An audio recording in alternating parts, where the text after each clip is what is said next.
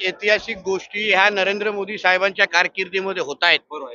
तसं समान नागरिक कायदा पण नरेंद्र मोदी साहेबांच्याच कारकिर्दीमध्ये होईल असं माझा ठाम विश्वास आहे. एका फक्त देशात वाट दोन पहा. कायदे चालले नाही पाहिजे असं आपल्याला वाटतं का? हा, एका देशात दोन कायदे नक्कीच नाही चाललं पाहिजे. कोण चालून देणारच नाही. कुठल्या देशामध्ये चालतात तुम्ही सांगा? पाकिस्तानमध्ये चालतात का? नाही. पाकिस्तानमध्ये जाऊन विचारा की तुम्ही डॉक्टर बाबासाहेब आंबेडकरांचं संविधान पाळाल का? अगर ते पाळत नसेल तर आम्ही शरिया कायदा का पाळावा? बरोबर. असा मुद्दा आहे. काही राज्यांमध्ये ड्राफ्ट आलेला आहे लव जिहाद धर्मांतरण याच्याबद्दल, पण महाराष्ट्रात अजून काही ड्राफ्ट आलेला नाही. तुम्ही मोर्चे काढताय तुमच्या सरकारच्या विरोधात, पण अजून काही आमच्या draft सरकारच्या विरोधात नाहीये. तुझा अभ्यास थोडा कमी आहे, तोकडा आहे. मी माझ्या हिंदू समाजाला जागृत करतोय आणि हिंदू समाजाला आज आत्मविश्वास आहे की आपल्या हक्काचं आपलं विचाराचं हिंदुत्वादी सरकार आहे, म्हणून आम्ही आमचा आवाज उचलू शकतो. महाविकास आघाडीच्या वेळी तशी संधी नव्हती, कारण का ते जिहाद्यांना वाचवणारं सरकार होतं. हे हिंदूंना संरक्षण देणारं सरकार आहे.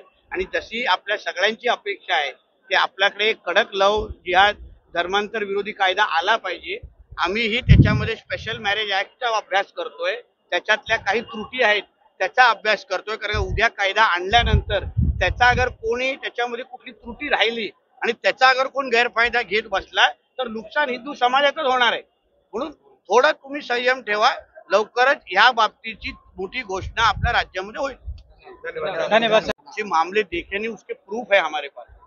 जब भी आप नीतीश राणे के ऊपर आलोचना करते, हम पे एफआईआर की मांग करते, आप क्यों नहीं पूछते कि नीतीश राणे जो प्रूफ दे रहा है वो गलत है क्या सही है? मैं पेपर डॉक्यूमेंट फोटोग्राफ दिखा रहा हूँ कि इस तरीके से यहाँ पे लैंड जिहाद और इंक्रोचमेंट हुआ है. चलो नीतीश राणे को बाजू में रखिए, नीतीश राणे को अरेस्ट कर लीजिए, मगर वहां पे जो इलीगल स्ट्रक्चर लैंड जिहाद के नाम पे खड़ा है वो आप कब तोड़ेंगे? उसके ऊपर कार्रवाई होना चाहिए. हम डॉक्टर बाबा साहब अम्बेडकर के संविधान के अनुसार हम चलने वाला हमारा देश है. हमारे देश में शरिया कायदा लागू नहीं है. तो हमको इतना ही बोलना है कि जो लॉ, जो कायदा, जो कानून हिंदू समाज फॉलो करता है वो अन्य धर्म भी फॉलो करना चाहिए. इतनी सारी मांग है सर. और इसको लेकर धर्मांतर को लेकर कुछ कानून की बात चल रही है सरकार में? अगर आपकी सरकार, हमारी राज्य सरकार इसके बारे में अलग अलग स्तर लेवल पे स्टडी कर रही है. हमारे कुछ कमिटी अलग राज्यों में भी जाके आई है, गुजरात जाके आई है, उत्तर प्रदेश जाके आई है, जहां जहां ये लव जिहाद धर्मांतर विरोधी कायदा है. अभी हमारी तैयारी है, जब भी सही मौका और सही वक्त आएगा तो हमारे महाराष्ट्र में भी एक कड़क ऐसा धर्मांतर विरोधी कायदा आपको आता हुआ दिखेगा. महाराष्ट्रात समान कायदा कधी बनणार नाही. भास्करमध्ये आता अशा प्रकारचे हिंदुत्ववादी मोर्चे निघत आहेत. अनेक समस्यांना तुम्ही बोलत आहात, लँड जिहाद, जिहादवर काय सांगता?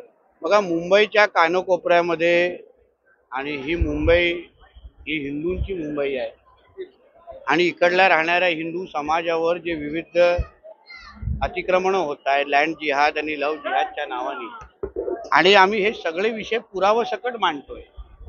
आम्हाला कोणावर कुठले हवेत आरोप करायचे नाहीयेत, पण जे जे विषय आम्ही मांडतोय ते सगळे पुरावे सकट आहेत. हायकोर्टचे ऑर्डर आहेत, कोर्टाचे ऑर्डर आहेत. आमची एवढीच साधी अपेक्षा आहे, संबंधित महापालिकेने आणि म्हाडाच्या अधिकाऱ्यांनी हायकोर्टचं ऑर्डर पाळावं आणि लँड जिहादच्या नावाने जे अतिक्रमण आहेत, फेरीवाले जे बांगलादेशी आणि रोहिंग्या फेरीवाले जे मोठ्या प्रमाणामध्ये मुंबईमध्ये आले आहेत आणि ते लोक आमच्या माता भगिनींना छेडखानी करतात, लव जिहादच्या नावाने फसवतात. या सगळ्या बांगलादेशी आणि रोहिंग्यांना आमच्या मुंबईतून हकलून दिलं पाहिजे, कारण ते मुळात ते आपल्या मुंबईचे नाहीच आहेत.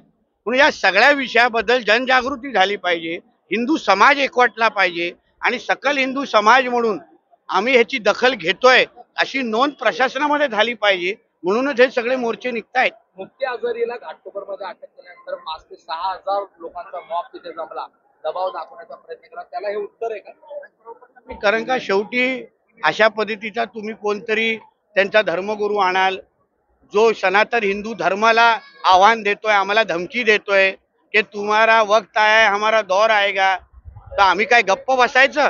आणि त्यानंतर 5-5 हजारची चारी बाजूनी कुर्ला मुंब्रावरून पब्लिक येते, जिहादी विचाराचे लोक येतात आणि हिंदू समाजाच्या घरात घुसण्याचा प्रयत्न होतात.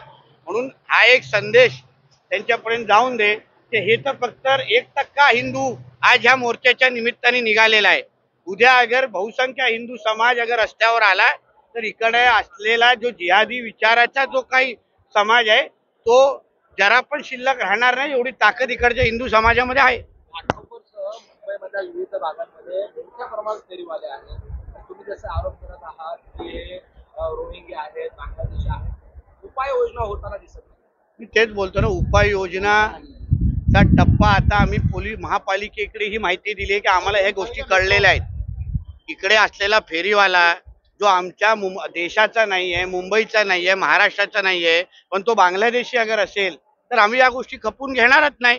या तर महापालिकेने त्याच्यावर कारवाई करावी, नाहीतर कारवाई आम्हाला आमच्या स्वतःच्या रक्षणासाठी आमच्या धर्मामध्ये शस्त्र उचलण्याची मुभा दिलेली आहे, ते आम्हाला मग उचलायला लागेल. दिल्लीमध्ये जे काही लात मारण्यात आलेली आहे नमाज पडताना, त्या पोलीस कर्मचाऱ्याला तुम्ही आज भाषणामध्ये सल्यूट दिलात.